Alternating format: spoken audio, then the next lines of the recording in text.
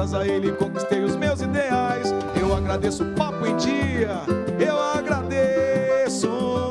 Olha, meio-dia e 11, olha a hora. Se essa moça está aqui, Duda Rodrigues, é porque a informação de saúde é prioridade a partir de agora. Roda a vinheta, vem aí o quadro Saúde Você.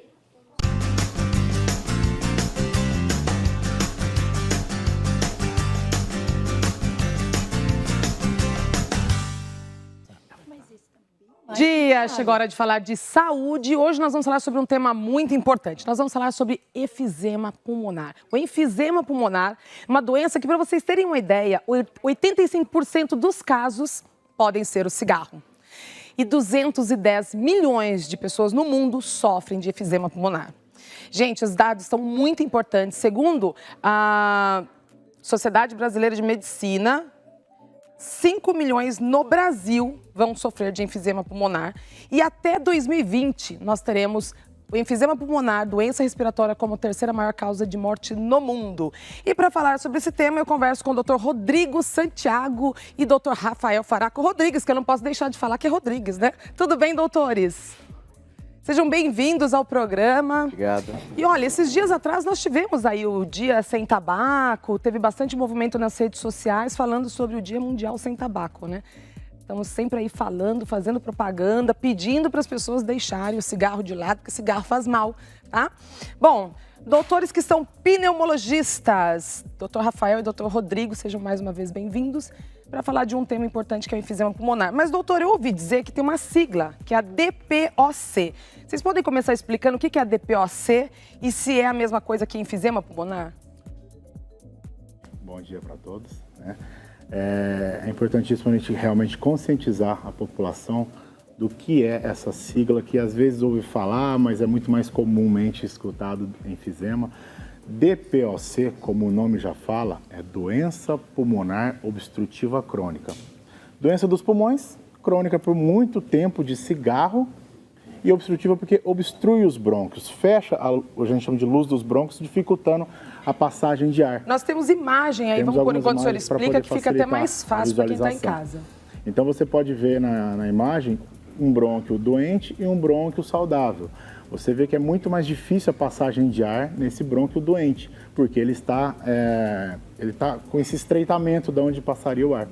E tem também o DPOC, são duas doenças pulmonares, que é uma bronquite crônica e o enfisema. E elas acabam sendo, por isso não é a mesma coisa exatamente, mas para a população entender mais facilmente, a gente pode falar assim, a bronquite crônica, daquela doença causada pelo cigarro, a maioria das vezes causada pelo cigarro, por muito tempo o paciente fumou, e aí vai causar esse espessamento brônquico. E o enfisema, a gente chama esses cachos de uva, né, que são as extremidades depois dos brônquios, que é onde vai ter as trocas gasosas e tudo mais, eles acabam tendo essa destruição desses alvéolos, e aí causando esse enfisema.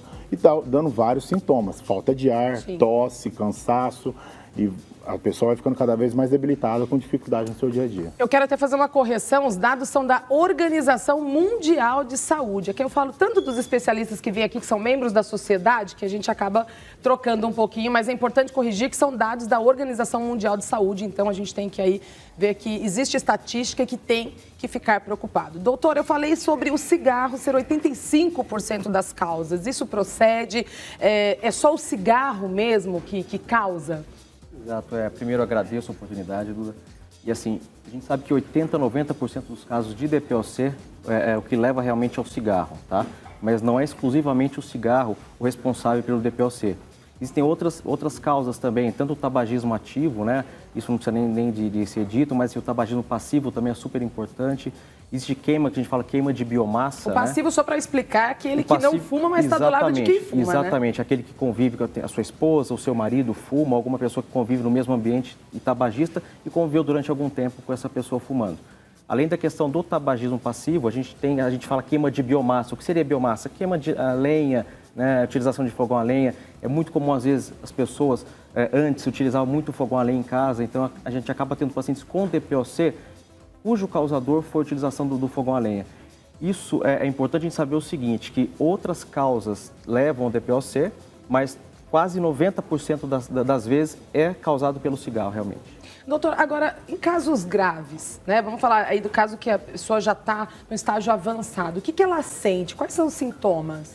O DPOC, Duda, tem vários extremos, né? Tem aquele A paciente... gente tem imagens também aqui, né? Vamos mostrar para quem está em casa, olha. Aí ilustra um pulmão doente, né? Do paciente tabagista, né? Então, geralmente, o DPOC tem vários extremos, né? Tem aquele paciente que tem um DPOC leve e um DPOC muito grave. De acordo com o extremo, de acordo com o nível do DPOC, os sintomas vão ser maiores ou menores, né? Então, o paciente que tem um DPOC muito grave, ele vai sentir, basicamente, falta de ar, tá? Então, ele tem um desconforto respiratório importante e, geralmente, as atividades de vida diária que ele realizava de uma forma natural, hoje não consegue realizar. Até mesmo tomar seu banho, pentear o seu cabelo, amarrar seu sapato, né? Até que chega a um extremo que esse paciente, às vezes, necessita de utilização de oxigênio realmente durante 24 horas por dia, né? De suplementação de oxigênio. Bom, a gente vai falar de prevenção, que é sempre importante. Quem está assistindo quer saber também como prevenir, iniciando para quem fuma parar de fumar. Eles trouxeram bombinhas, trouxeram alguns procedimentos aqui, na verdade, né? Alguns até chamaria de medicação, né, doutor? Que podem auxiliar para quem quer parar, para quem quer prevenir ou para quem quer tratar. Então vamos descobrir para que serve? Vamos lá para vocês mostrarem para a gente e também continuar aqui mostrando imagens que fica mais fácil para quem está em casa entender. Pode se posicionar ali do lado da mesa. A gente vai começar falando, doutor, pode ficar ali do ladinho.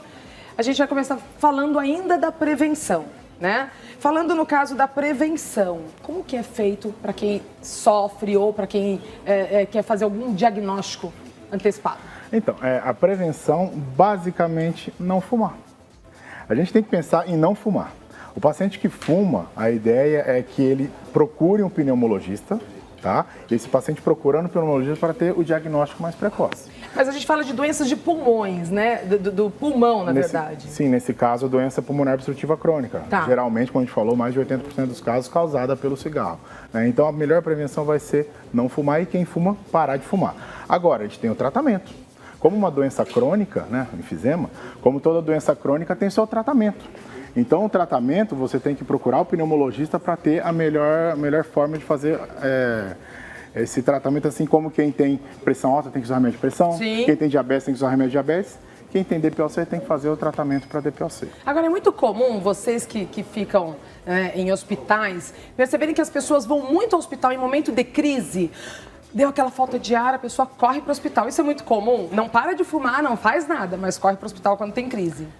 Não, e o pior é o seguinte, fica esperando chegar na crise e não melhora. Para procurar né? o pronto-socorro, né? Então, assim, geralmente é muito comum as pessoas acharem que chega nessa época de outono, inverno, variações climáticas, que é comum ter tosse, ter falta de ar, ter chiado de peito e vai no pronto-socorro, faz uma medicação, acaba melhorando e continua a sua vida normalmente. Agora, o mais importante, essas pessoas que têm recorrência de sintomas e têm um histórico tabágico, fumou por muito tempo, ou foi esse tabagismo passivo, ou mesmo ativo, né, que é o mais importante, sempre passar com um especialista para fazer um diagnóstico, né, e começar o tratamento específico. Não só tratar aquela agudização do quadro, aquela crise, mas sim a utilização de uma medicação para prevenção, que isso é o mais importante de tudo. Agora, o DPOC ou enfisema, como que é o tratamento? O tratamento, como o Rodrigo bem falou no início, o DPOC a gente sabe que é uma obstrução, né? Então, assim, é uma dificuldade de passagem de ar, né? E chegar até a via final, que seriam os alvéolos, né? Então, como tem uma obstrução, nós temos que abrir os brônquios, né? Então, o tratamento são com medicações broncodilatadoras, ou seja, medicações que abrem os brônquios para ter uma passagem maior desse ar, uma passagem tanto na entrada quanto na saída do ar, tá? E esse tratamento, o mais importante, é para melhorar a qualidade de vida do seu paciente, para reduzir o risco de procura de pronto-socorro, reduzir o risco de internação e, principalmente, aumentar, em alguns casos, aí, também a sobrevida. Eu tenho até uma pergunta, a gente vai falar de bombinha agora, né, doutor? Eu tenho uma pergunta que é o seguinte, falam que bombinha faz mal. Eu conheci várias pessoas que usam e falam de uma certa arritmia cardíaca. Eu já vi pessoas que têm medo de usar porque falam que causa uma aceleração cardíaca. Isso procede no caso de tratamento com bombinha? Eu vou até pegar a bombinha para mostrar para vocês os dispositivos. o Dr. Rafael pode ir falando também disso aí. Na verdade, Duda, o que acontece, né? Antes, não tinha uma medicação específica para tratamento, nós estamos falando hoje de DPOC, mas asma também não tinha uma medicação específica. Então, as pessoas utilizavam medicações para alívio dos sintomas, ou seja, eu estou com falta de ar, eu estou tossindo, meu peito está chiando, eu vou utilizar uma bombinha para aliviar meus sintomas. Então, utilizava a medicação para alívio, mas não a medicação para tratamento. Na verdade, não é a bombinha que fazia mal, era o não controle da doença de base, seja DPOC, seja asma, que levava a repercussões e, às vezes, desfechos desfavoráveis, né? Então, na verdade, isso é mito, tá? Então, bombinha faz mal? Não. O que faz mal é ter uma doença pulmonar, no caso do DPOC, e não utilizar sua medicação para controle. Achar que só a bombinha resolve, Exatamente. né? É tratar, e a gente tem uma variedade importante, gigantesca, de vários dispositivos inalatórios, de várias bombinhas que são para tratamento, porque como o doutor falou, o tratamento vai para os pulmões. Sim. Então, a medicação inalatória vai agir diretamente no lugar doente. Então, trouxe alguns dispositivos para mostrar a facilidade, alguns dos vários, né? São iguais a função Não, vou até deles? mostrar, Não. se puder dar uma... Não, a função, o objetivo dos dois é o mesmo. Exatamente, o tratamento do DPOC, Tá. o tratamento do enfisema, fazer essa broncodilatação por bastante tempo, para não ter que ficar saindo de crise toda hora. Então, esse aqui é bem simples, abre, puxa, prende os seus 10 segundos, solta, pronto, acabou. Esse, no caso, é de manhã apenas. Este outro dispositivo, claro que o médico que vai falar para o paciente qual que é a sua melhor indicação de medicação, mas só para mostrar que tem vários tipos. Esse outro a gente gira, abre aqui e tem essa névoa que a pessoa puxa pela boca para ir, obviamente, aos pulmões. E tem esse outro que a gente também trouxe, todos muito simples, colocar uma cápsula aqui dentro, fechar, estourar e também puxar. Ou seja, aquele mito, como o Dr. Rafael falou, de ficar só fazendo spray, e também temos medicações de spray de controle, tá bom? Sim. Mas aquele mito de ficar só usando a medicação de spray, isso faz mal, não é bem assim. O que faz mal é o não tratamento da doença crônica. Tem que fazer o tratamento de controle. Senão a bombinha fica igual a pessoa que quando tem crise vai pro PS, né? Exatamente. Ela usa quando dá a crise, mas não faz um tratamento contínuo e acompanhamento do médico para poder saber se realmente deu resultado. É super importante, Duda, essa questão. O uso da medicação para controle do DPOC melhora, inclusive, a performance, a parte cardiológica, porque pulmão e coração, os dois trabalham juntos. Se o pulmão não estiver bem controlado, ele vai descompensar a parte cardiológica. Então, isso é super importante também, tratar, controlar a parte pulmonar, para, consequentemente, manter a parte cardiológica também controlada. Feito o tratamento do DPOC, a pessoa consegue ter uma vida normal? Não, normal é difícil falar, porque ela está pagando um preço de ter fumado, né? O asmático, sim, como eu já falei outra vez, sim. Quem tem asma e trata direitinho pode ter uma vida completamente normal. O paciente que tem DPOC, como o Dr. Rafael falou, tem os seus graus de gravidade. Se está mais leve, obviamente vai ter menos sintomas. Se está mais grave, vai ter mais sintomas. Mas o mais importante é tratar, porque fazendo tratamento, com certeza, a qualidade de vida vai melhorar. Porque essa pessoa está muito debilitada por todos os sintomas. Então, você fazendo esse tratamento, ela melhora bastante. E tem, além das medicações, fisioterapia respiratória, exercícios de reabilitação pulmonar são importantíssimos, além de vacinação, para prevenção, como você sempre fala. A gente prevenir as crises infecciosas de gripe, de pneumonia através da vacina, principalmente para esses pacientes. É engraçado que não se ouve falar tanto em enfisema pulmonar, em DPOC. As pessoas, eu acredito, pelo que a gente vê, as pessoas têm crise, correm para o hospital, mas quando se fala no tratamento, é difícil você conhecer alguém que está fazendo um acompanhamento, um tratamento com um pneumologista. Eu estava no hospital outro dia atrás e uma senhora que faz tratamento, ela estava com a bombinha, com a medicação e com o cigarro na mão. E ela falou, eu não consigo parar. E eu fiquei pensando, como que a pessoa percebe que aquilo vai causar a morte, né? A gente está falando aí que em 2020 nós teremos o enfisema pulmonar como o terceiro maior caso de morte no mundo. Como uma pessoa ela não consegue administrar isso? No consultório é comum vocês perceberem que o paciente não para mesmo tratando? Sim, o que a gente percebe, né, como a gente falou no início, que a maioria dos casos, 90%, tem relação com o tabagismo. E junto com o tabagismo, a gente sabe que o tabagismo é uma doença. Né? Sim. Então a pessoa pode ter começado a fumar lá atrás, na adolescência, por brincadeira. E acaba depois não cessando, não parando o tabagismo pela dependência química. Então, apesar da pessoa ter ciência da gravidade do quadro pulmonar, do desconforto respiratório, das consequências de uma doença pulmonar não controlada, tem essa dependência química. Então, o que é o mais importante? As pessoas que fumam, sempre, todos os dias, né, pensar nessa sensação, pensar que precisa parar realmente com o cigarro e procurar o seu médico, porque tem tratamento. Tá certo. Doutores, obrigada pela participação de vocês. Quero até dizer que quem está em casa, quiser conhecer o Dr. Rodrigo, o Dr. Rafael, pode entrar no nosso portal, programasaudevocê.com.br. Tem lá os doutores, vão esclarecer dúvidas, vão falar com vocês, pode mandar e-mail.